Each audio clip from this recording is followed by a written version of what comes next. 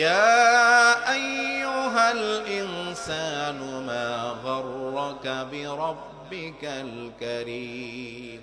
হে মানুষ, কিসে তোমাকে বিভ্রান্ত করলো? কিসে তোমাকে তোমার মহামহিম রব সম্পর্কে ধোঁকা দিল?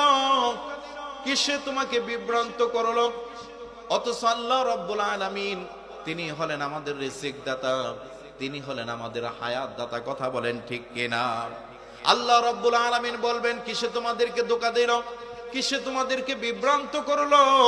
অথচ আমি আল্লাহ রাব্বুল আলামিন তোমাদের হেদায়েতের জন্য যুগে যুগে নবী রাসূল পাঠালাম। আমি আল্লাহ রাব্বুল আলামিন তোমাদের হেদায়েতের জন্য কোরআনুল কারীম পাঠালাম, তোমাদের হেদায়েতের জন্য আসমানি কিতাব পাঠালাম, তোমাদের হেদায়েতের জন্য আমি আল্লাহ রাব্বুল আলামিন আমার এত সুন্দর সুন্দর নিদর্শনগুলো তোমাদের সামনে উপস্থাপন করলাম। আমি আল্লাহ রাব্বুল আলামিন এত সব কিছু করার পরেও ও দুনিয়ার মানুষ তোমাদেরকে কিসে বিভ্রান্ত করলো, কিসে তোমাকে ধোঁকা দিল?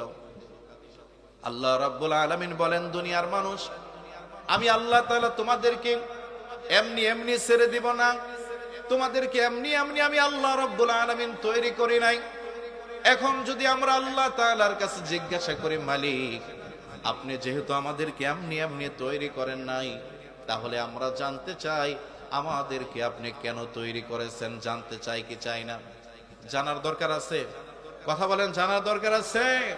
আমরা যদি আল্লাহ তাআলার কাছে জানতে চাই মালিক কেন আমাদেরকে তৈরি করলেন, আল্লাহ রাব্বুল আলামিন বলবেন, ওয়া মা খালাকাতুল জিন্না ওয়াল ইনসা ইল্লা লিয়াবুদুন। আমি মানুষ এবং জিন জাতিকে তৈরি করেছি শুধুমাত্র কেবলমাত্র একমাত্র আমি আল্লাহ তাআলার গোলামি করার জন্য। চিল্লায় বলেন ঠিক কিনা?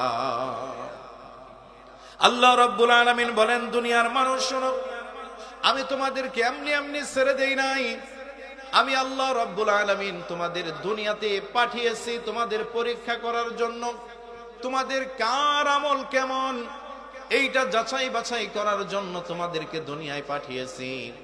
একদিন দুনিয়া শেষ হয়ে যাবে, পরকালে অবশ্যই অবশ্যই তোমাদেরকে আমি আল্লাহ তাআলার সামনে আসতে হবে। কথা বলেন ঠিক কিনা?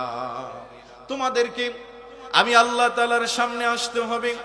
আল্লাহ রাব্বুল আলামিন বলেন, আল ইয়াউমা নাখতিমু আলা আফওয়াহিহিম ওয়া তুকাল্লিমুনা আইদিহিম ওয়া তাশহাদু আরজুলুহুম বিমা কানু ইয়াকসিবুন। পড়েন আল্লাহু আকবার।